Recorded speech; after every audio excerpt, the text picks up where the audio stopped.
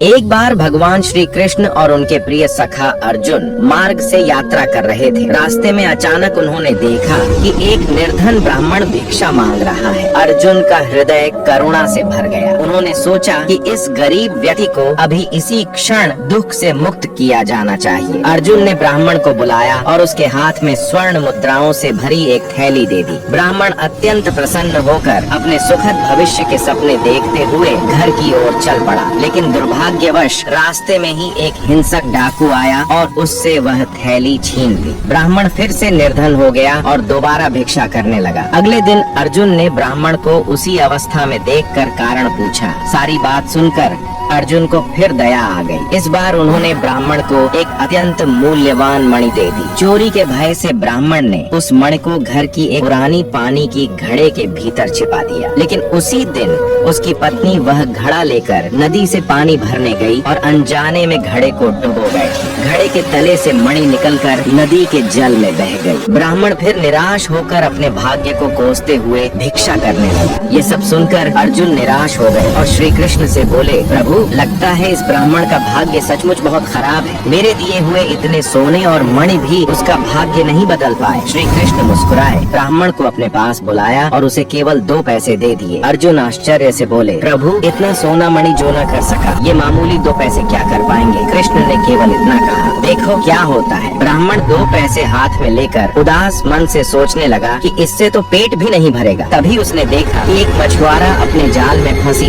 मछली की छटपटाहट देख रहा है। मछली का कष्ट देखकर ब्राह्मण का हृदय दया से भर गया। वह अपनी भूख भूलकर उन 2 पैसों से मछली खरीद लेता है। वह मछली को नदी में छोड़ने जाता है और तभी एक चमत्कार हो जाता है। मछली जैसे ही जल में मुक्त होती है, उसके मुंह से वही खोई हुई मूल्यवान मणि बाहर निकल आती है। ब्राह्मण आनंद से चिल्ला उठता है, मिल गई, मिल गई। उसी समय वहाँ से वही डाकू गुजर रहा था जिसने सोना चुराया था। ब्राह्मण की आवाज सुनकर वह डर गया कि कहीं उसके विरुद्ध राज दरबार में शिकायत तो नहीं हो रही। भयभीत होकर वह ब्राह्मण के पैरों में गिर पड़ा और चुराया हुआ सारा सोना लौटा दिया। अर्जुन यह देखकर स्तब्ध रह गए। तब कृष्ण ने मुस्कुराते हुए अर्जुन से कहा, हे अर्जुन, जब तुमने उसे अपार धन दिया था तब वह स्वार्थ में केवल अपने सुख के बारे में सोच रहा था। लेकिन जब मैंने उसे केवल 2 पैसे दिए तब उसने उनसे किसी अन्य प्राणी के दुख को दूर किया। सत्य यह है कि जब तुम किसी और के कल्याण के लिए कार्य करते हो तब तुम ईश्वर का कार्य करते हो और तब ईश्वर स्वयं तुम्हारे साथ होते हैं, क्योंकि परोपकार से बड़ा कोई धर्म नहीं। वीडियो अच्छा लगे तो लाइक करें, चैनल को सब्सक्राइब करें और कमेंट में हरे कृष्ण लिखना न भूलें।